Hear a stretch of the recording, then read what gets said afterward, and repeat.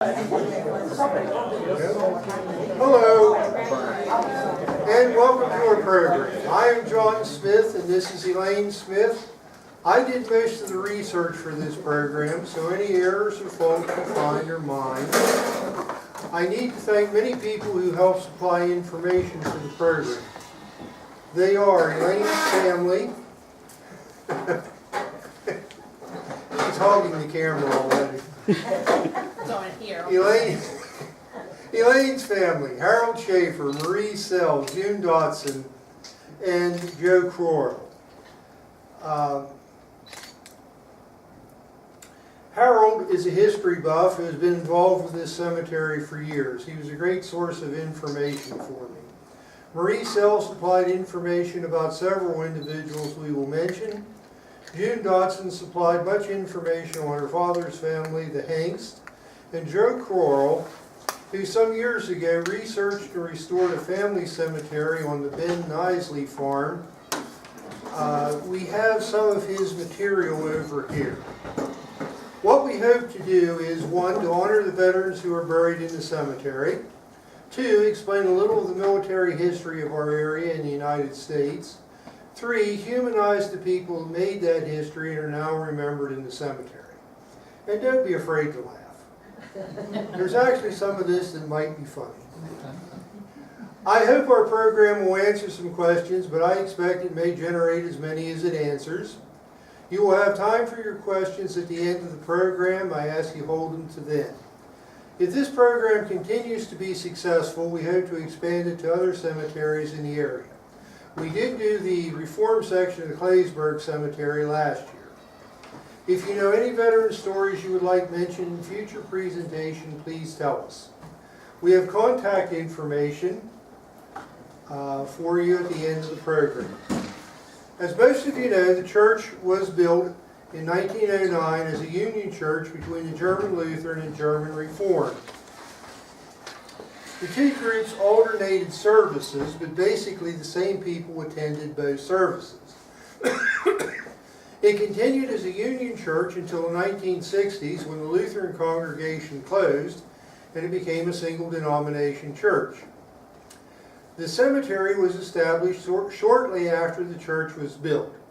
It is in the churchyard, as were most cemeteries then.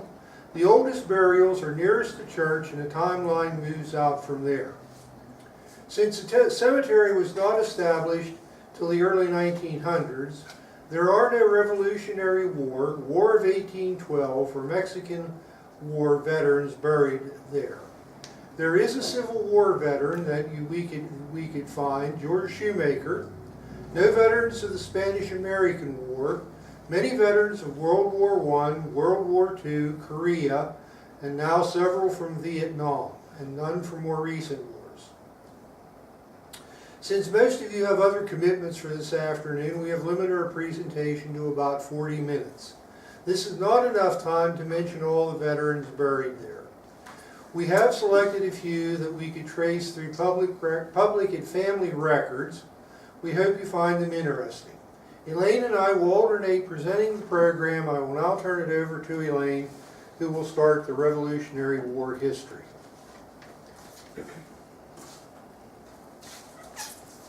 Hello. When John and I were practicing this program in the last couple of weeks, our audience was only our 3 cats, and they would stay awake for about 30 seconds. So hopefully you can do a little bit better than that. Although there are not any Revolutionary War veterans buried in this cemetery, there is one buried near here. Adam Schaefer is buried in the family cemetery on the Ben Nisley farm. He was a private in the Pennsylvania militia. And as John said, there are a couple of pictures in an album over on the table of the Schaefer Cemetery. There was a Bedford County militia, and after the war, many veterans were awarded land grants in what was then this uncivilized frontier area for their service. One such grant was to Henry Bennett, and another could have been to Mr. Schaefer. Bennett's grant is now the Eckley Farm in Lower Claysburg. Bennett died July 19, 1837, and is buried on his farm in what is now known as the Pressel Cemetery. It is located near the woods line on the western side of the farm and is accessible by a farm road. If you ask, the Eckleys have let people go back to the cemetery. In fact, a couple of years ago, our Rotary Club did some restoration work in the Kressel Cemetery. John Ulrich Zeff, who is credited with founding Claysburg, is buried on his land, which is now the Reform section of Claysburg Union Cemetery. He is reported to have been a Hessian, which means that he was a German mercenary who fought for the British. Now, this may sound un-American to us, but the Hessians were soldiers to their German state, and their prince rented them to the English crown. Many were forced into the army. There were reportedly about 13,000 Hessians in the British force that totaled 30,000. During the war, many Hessians were taken prisoner. When Washington crossed the Delaware and fought the Battle of Trenton on December 26, 1776, over 1,000 Hessians, 3 of whom were John's forefathers, were captured. These POWs were taken to work on farms in eastern Pennsylvania. Congress then enticed these prisoners and active soldiers to desert the British war effort by offering them 50 acres of land. British soldiers were enticed with 50 to 800 acres based on their rank. By the war's end, about 5,000 Hessians stayed in the United States and Canada. During and after the war, Indian raids occurred. There were local militias in the area. As we said earlier, there are no veterans of the War of 1812 or the Mexican War buried in this cemetery. And that really isn't surprising, because at that time, this area was still very thinly populated. We had really less than 500 people. And these wars were fought a great distance from here. Also at that time, there was no real attempt to draft men into national service. But that all changed with the Civil War. By the time of the Civil War, this area was more populated and better connected to the rest of the country. In 1861, at the start of the war, it was not expected that it would last very long. The standing army of the U.S. was very small. In order to add manpower, the government called for volunteer units. The first units were called for 3 months. When the original enlistments ended, many of these first volunteer units re-enlisted for 3 years.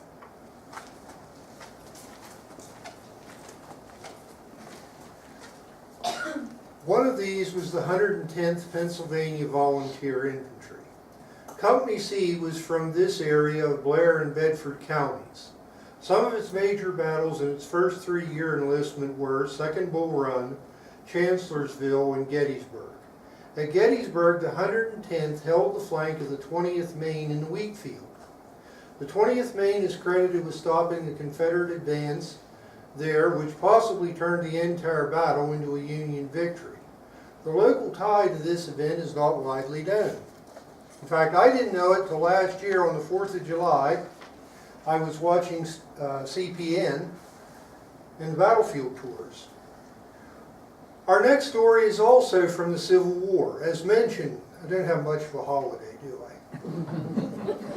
Our next story is also from the Civil War. As mentioned, most of the units raised in this area and other Union and Confederate states were volunteer. George Shoemaker, who is buried next to the church, is one of them. He was born in 1840 in Rainsburg. He was mustered in November 11, 1861, and in July 1863 was promoted to corporal. During his first enlistment, he was in Eastern Virginia. The unit was at the Siege of Yorktown in the 7-day campaign. He re-enlisted in January 1864 and was at the Battle of Plymouth, North Carolina in April of 1864.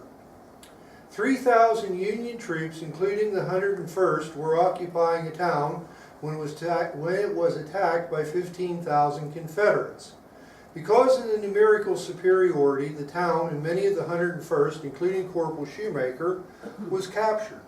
He was taken to Camp Sumter, which is better known as Andersonville Prison. As Sherman's march across Georgia neared in the fall of 1864, he was transferred to the Florence Stockade in North Carolina. He was later admitted to Hospital No. 3, from which he was paroled in March of 1865. He was discharged June 3, 1865. I should explain the parole meant that he was either too ill or disabled to fight. In exchange for his word not to rejoin the fighting, he was returned to the Union lines for medical care. He settled in King. He was one of the founding fathers of the church. In fact, he was its first consistory president.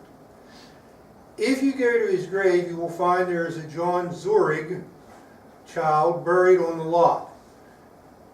John was the son of one of the church's early pastors, and Mr. Shoemaker donated the grave space for him.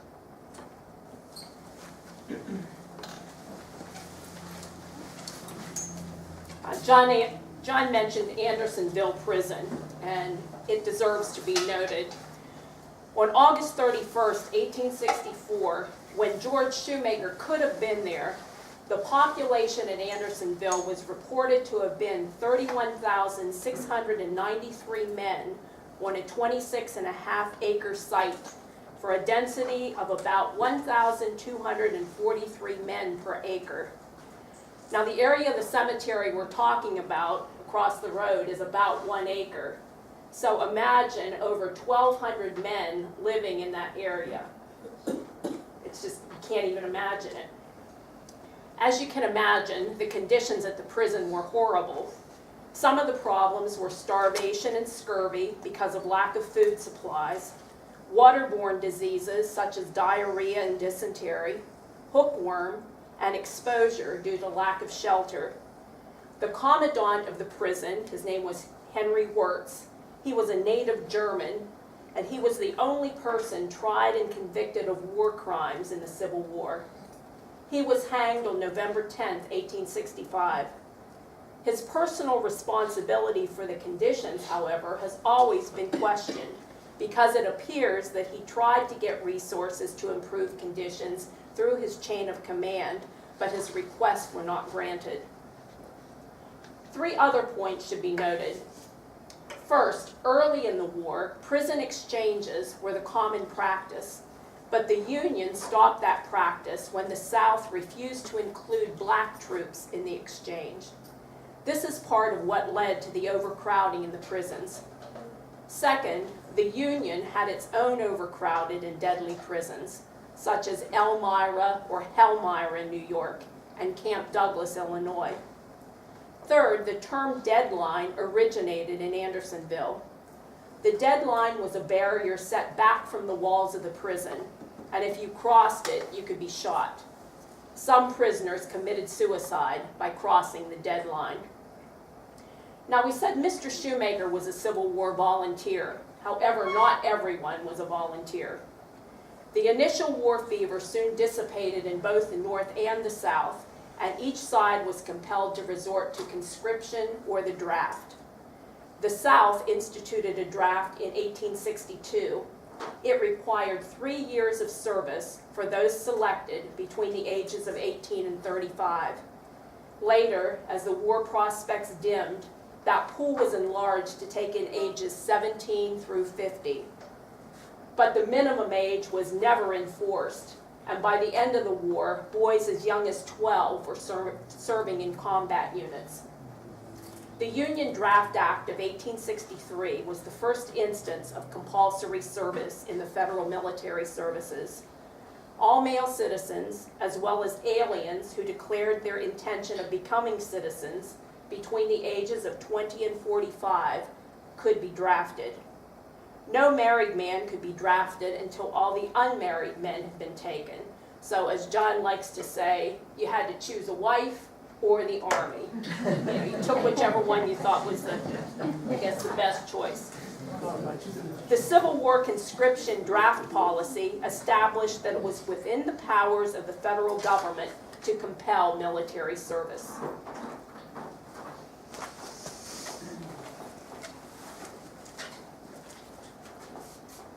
I could not find a Spanish-American War veteran in the cemetery. This is not surprising since the war itself lasted 8 months, from April 25th, 1898 to December 10th, 1898. There was a draft call for men, but most units never left training for Cuba, where most of the ground fighting took place. World War I was a different story. The war began among the European countries in 1914. America proclaimed itself neutral at the beginning of the war. However, it favored selling war supplies to England and France. This did not please Germany, and it used its new weapon, the submarine, to disrupt the shipment of goods. The first real problem arose with the sinking of the British passenger liner RMS Lusitania in 1915, with the loss of over 100 U.S. citizens. Note that it's now believed that that ship was carrying munitions in violation of the agreement. The Germans realized their mistake and restricted their use of sub-warfare to non-American commercial ships. This allowed President Wilson and Congress to remain neutral, but they still heavily favored the Allies. The sale of armaments to the warring countries was good for the steel industry and therefore Claysburg. High carbon steel was needed to make these weapons, and it was made by using coke in steel production. The bricks that were made here were used in coke ovens, so the new Standard Refractories plant in Claysburg, which opened in 1913, and the existing plant in Sproul, which opened in 1911, had orders to fill.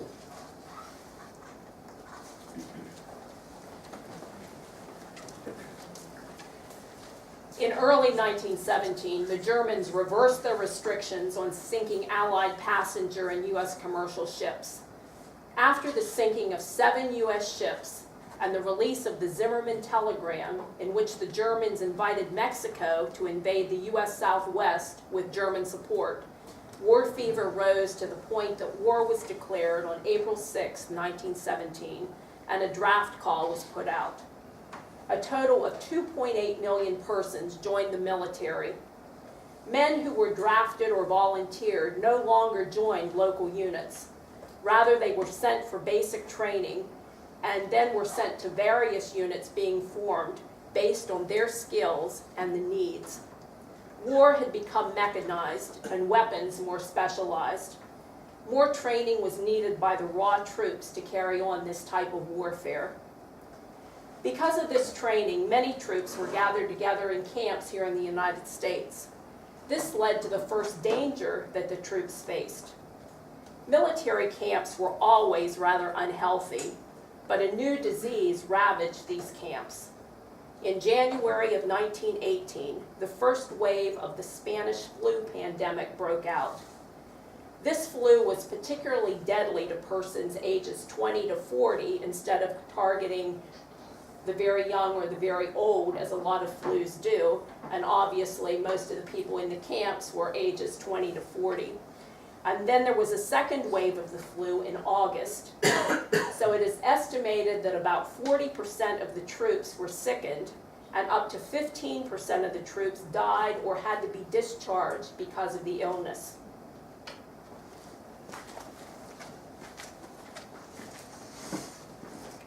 There are several World War I veterans buried here. Some of the names I found are John Hengst and Elmer Fickus. Mr. Fickus' headstone reports that he died in Military Hospital No. 5 in Assine, France.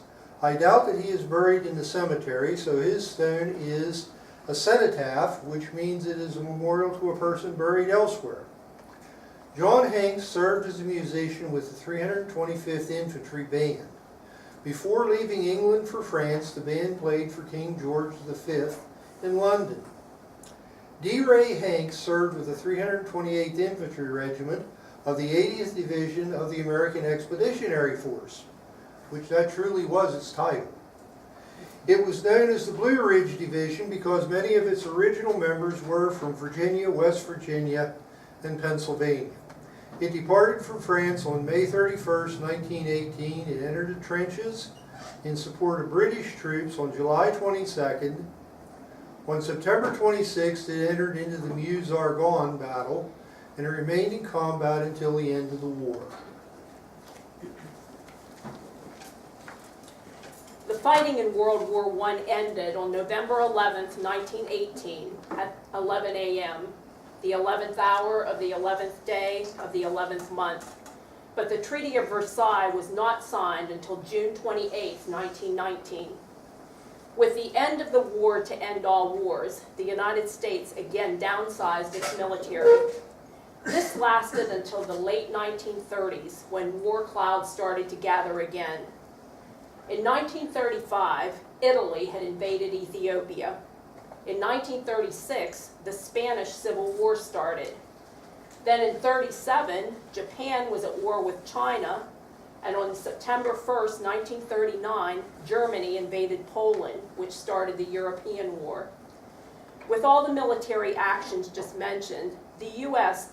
did increase the size of its military, and it did have a draft in place starting in 1940, but officially it remained neutral, but again, heavily favoring the Allies. That is until December 7th, 1941. The attack on Pearl Harbor created the need for a massive increase in the military, and by the end of the war, about 10 million men had entered military service. At this time, women were invited to join the military.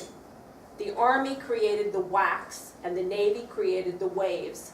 Both services also needed nurses. There is a veteran of the Naval Nurse Corps buried in the cemetery here. She was Anna Aldine Fickus Vickery, who served in the Naval Reserve as an ensign. She served from August 1943 until September of 1944.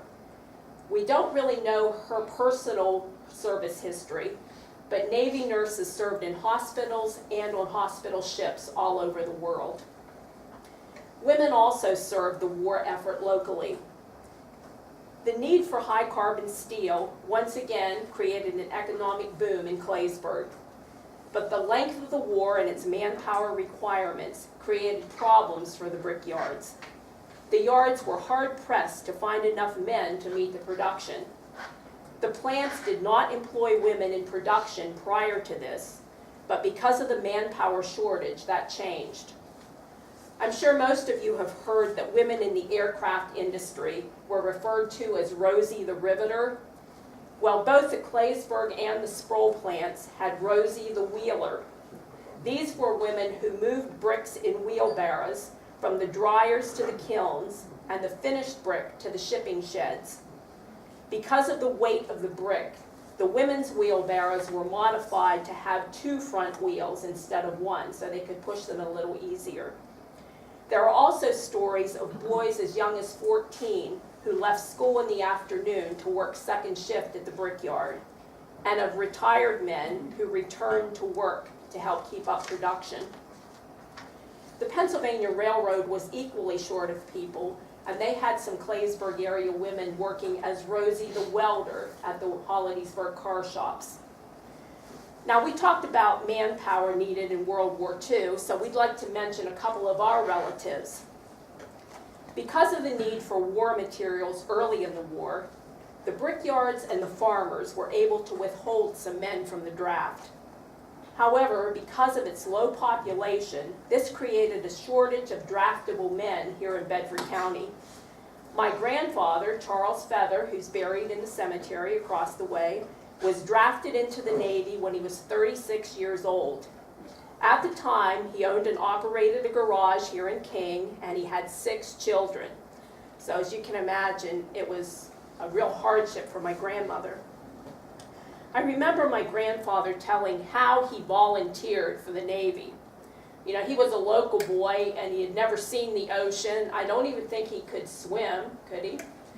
And he said that when the recruits were all lined up, an officer came in looking for volunteers for the Navy.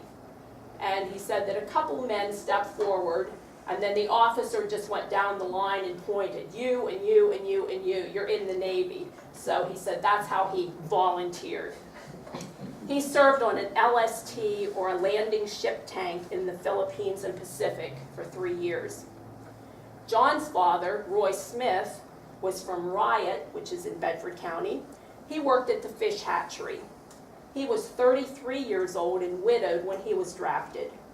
He served 3 years in a mortar company in Africa and Italy.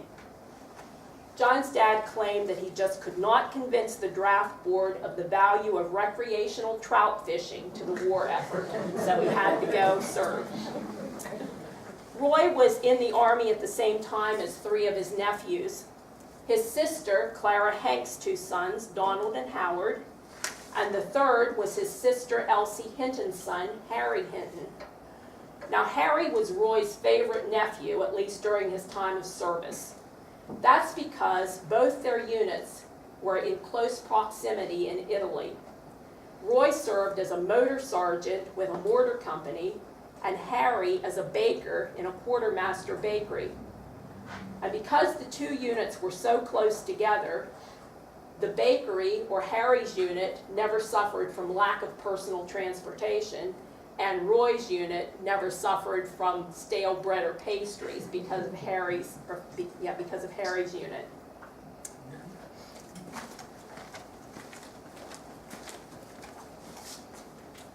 There are many World War II veterans buried here. I have chosen several to mention. The first is Ben Fickus, who entered the Army on June 25, 1941, or the summer before Pearl Harbor, and was discharged September 12, 1945. He was trained as an anti-aircraft gunner and served with the 4th Infantry Division. The division landed on Utah Beach on D-Day. Elements of the division are the first surface troops to set foot in France during the invasion. The division is also credited with relieving the 82nd Airborne at Saint-Mère-Église. It went on into northern France, Belgium, and Luxembourg. While in Luxembourg in December 1944, it was involved in the Battle of the Bulge. 2 others were Ralph Lowry and Donald Hanks, whose division also participated in D-Day. The 83rd Infantry Division entered through Omaha Beach on June 6th. The division went into central France. It also took part in the Battle of the Bulge. It is credited with liberating a sub-camp of the Buchenwald concentration camp. Howard Hanks, Donald's brother, also served in France and Germany. He was a member of the 315th Infantry Regiment of the 79th Division. The division entered through Utah Beach on June 14th. It went on to fight in Normandy, France, and Germany. Howard was wounded in Germany. He also, later in the war, served as a guard at the Nuremberg war trials. Another is Howard Leon Feather, who served with the 350th Infantry, which fought in North Africa and Italy. He graduated from high school in 1940 and was drafted near the start of the war. He was wounded once and recovered and returned to his unit. He was killed October 30th, 1944 in Florence, Italy. His mother was first notified he was missing in action. He was not confirmed killed until the middle of December. He was buried in the American Cemetery in Florence. Family records show his remains were returned and buried here on November 15, 1948. Roy Carn, who was a neighbor of Leon, served in Italy and France with the 36th Division. He was wounded on June 12, 1944 in France and lived the remainder of his life with a disabled arm.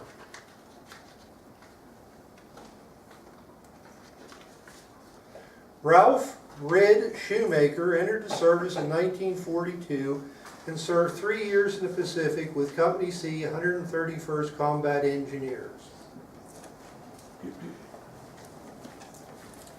After World War II ended, the Allies divided the world into occupied zones, which were controlled by each of the separate Allied nations.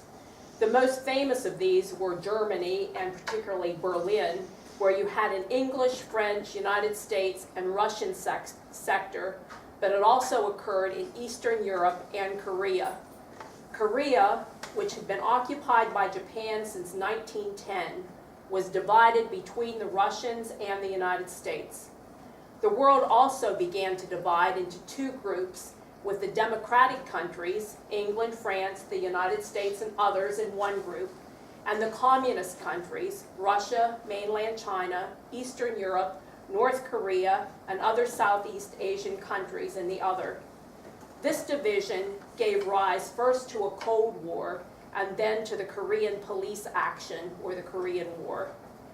The Korean War was fought from June 25, 1950, when the North invaded the South, through July 27, 1953, when an armistice was signed. A peace treaty has never been signed, and from what we've been hearing about North Korea recently, it doesn't look like that's going to come anytime soon. The Korean War has been called the Forgotten War because of its limited geographic scope and the fact that the U.S. really gained nothing from the war except to stop overt communist expansion. While it is true that the U.S. losses of 33,686 combat deaths and 2,830 non-combat deaths were small compared to World War II, it still is a war that we should remember. It will come as no surprise that the post-World War II domestic consumption of cars and other consumer goods, the rebuilding of Europe through the Marshall Plan, and the Korean War were good for steel consumption and therefore very good for the Claysburg area. We were prospering at that time.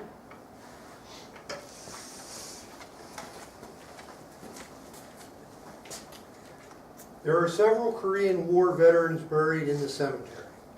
John Finnegan and Robert Harbaugh served in units I could not trace. Chalmers Sells served as a Marine. He started by joining the Marine Reserve Unit in Altoona at the urging of Moshe Quint, who had been a Marine officer and was his teacher here at the time. Moshe has gone on to become a member of the Claysburg Hall of Fame this year. The reserve unit was called to active duty. During processing, it was found that Chalmers could type. This qualified him for being a clerk. In fact, his wife Marie says that he typed his own discharge. And in passing, I must tell you that typing is the only class in my entire high school career that my dad made me take. And the reason is what you see here. He told me quite flat out, when they draft you, they can make you a clerk.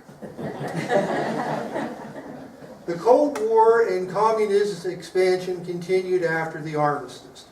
Southeast Asia was a prime area for this expansion. Vietnam was a French colony before World War II and was occupied by Japan during the war. It was returned to France at the end of the war. This did not please the forces that fought the Japanese, and they began to fight the French. After the French defeated the Dien Bien Phu in 1954, the French wanted to leave the country. The Geneva Convention divided the country into two parts along the 17th parallel.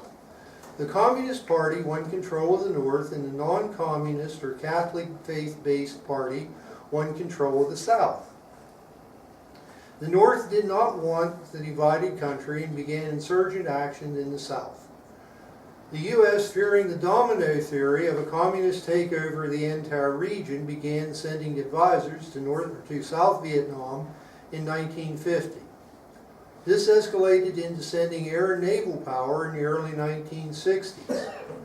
On July 31st, 1964, the destroyer and possibly electronic spy ship, the USS Maddox, was engaged by North Vietnam patrol boats in the Gulf of Tonkin and possibly in North Vietnamese waters. Congress responded with the Gulf of Tonkin Resolution, which gave President Johnson broad powers to aid South Vietnam. On March 8, 1965, President Johnson sent 3,500 Marines as the first ground troops to Vietnam. More and more ground troops were committed, and the North responded in kind. Starting January 30th, 1968, the Tet Offensive proved the power and the will of the Viet Cong and the North Vietnamese to wage war. On January 25th, 1969, President Nixon opened the Paris peace talks. He also expanded the air war bombings and began the withdrawal of ground troops. On January 27, 1973, the Paris talks resulted in a ceasefire. The last U.S. troops left the country on March 29, 1973. This left a very weak South Vietnam to defend itself, and the South surrendered on April 30, 1975. Over its 8+ year length, there were over 2.5 million service persons in Vietnam. This was due in large part because most personnel, which now included women in non-medical fields, spent a 12-month tour in the country and were then returned for other duty or discharged. While units did have longer deployments, the personnel turned over many times. There were at least 58,148 persons killed in the Vietnam War. 3 with Claysburg addresses are listed on the Vietnam Memorial. John could find none with Imler or East Freedom addresses. And there were 304,000 people who suffered physical wounds from this war. And of course, those numbers don't really tell the full story because we now realize the effects of PTSD and of Agent Orange on the veterans who survived.